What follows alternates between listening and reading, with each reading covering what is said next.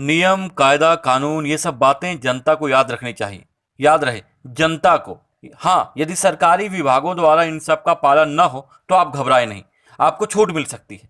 फिर चाहे कानून का पालन करो या नहीं, सब चलता है। अब आपको लगेगा कि हम ये सब झूठ बोल रहे हैं, लेकिन आपको जानकर हैरानी होगी कि दिल्ली के डीटीसी विभाग में ऐसा होता है। अब आप कहेंगे कि क्या मजाक है, तो साहब कोई मजाक वजाक नहीं है।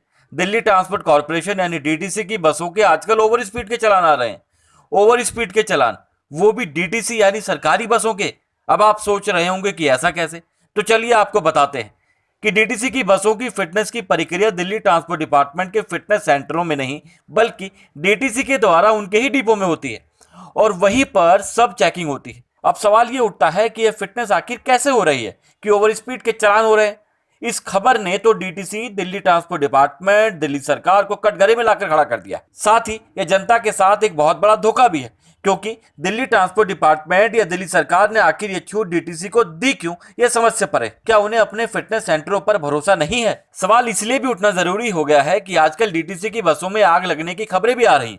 कुछ रोज पहले शादीपुर के पास और कुछ हफ्तों पहले पीतमपुरा के पास डीटीसी की खड़ी बसों में आग लग गई। वहीं अब ओवर स्पीड के चालान मुंह फाड़ फाड़ कर ये बता रहे हैं कि डीटीसी की बसों के स्पीड गवर्नर भी ठीक से काम नहीं कर रहा है। तो क्या डीटीसी में जो कर्मचारी या अधिकारी बसों की फिटनेस कर रहे हैं वह सब नींद में या नशे में फिटनेस करते हैं, जिन्हें पता ही नहीं चल पा रहा है कि बसों के स्पीड गवर्नर काम कर रहे हैं या नहीं, या बसों में आग लगने के कारणों का समाधान कैसे किया जाए? ट्रांसपोर्ट डिपार्टमेंट और दिल्ली सरकार की यह एक बड़ी लापरवाही है, जनता के पैसों की बर्बादी है। क्योंकि यदि बसें जलती रहीं तो सरकार अपने पैसों से नहीं, बल्कि जनता के टैक्स रूपी पैसों से ही यह बसें खरीदती है। वहीं सवाल यह भी है कि आखिर ट्रांसपोर्ट डिपार्टमेंट इन मामले में चुप्पी क्यों साधे हुए है। डीटीसी के ओवर स्पीड के चलानों का आना ट्रांसपोर्ट डिपार्टमेंट पर भी बड़े सवाल खड़ा करता है कि आखिर डिपार्टमेंट के उच्च अधिकारियों ने किस दबाव में डीटीसी बसों की फिटनेस की छूट को बंद नहीं किया, जबकि आए दिन जलने की और अब ओवर स्पीड के चलान आने की खबरें आ रही। वहीं दूसरी तरफ डिपार्टमेंट और दिल्ली सरकार ने हद तब पार कर दी जब क्लस्टर जैसी खूनी, हत्यारी और मौत का तांडव करने वाली बसों को भी डिपो में ही फिटनेस करवाने की छूट दे दी गई। और इन बसों ने सड़कों पर जो कोहराम मचाया हुआ है वो किसी से नहीं छुपा हुआ। तो आखिर दिल्ली सरकार और ट्रांसपोर्ट डिपार्टमेंट चाहते क्या है? पहले उन्हें यह साफ करना चाहिए कि क्या सरकार और डिपार्टमेंट की नजरों में जनता के लिए कोई सम्मान और गंभीरता है भी या नहीं। क्योंकि क्लस्टर बसें लगातार लोगों को सड़कों पर मार रही हैं।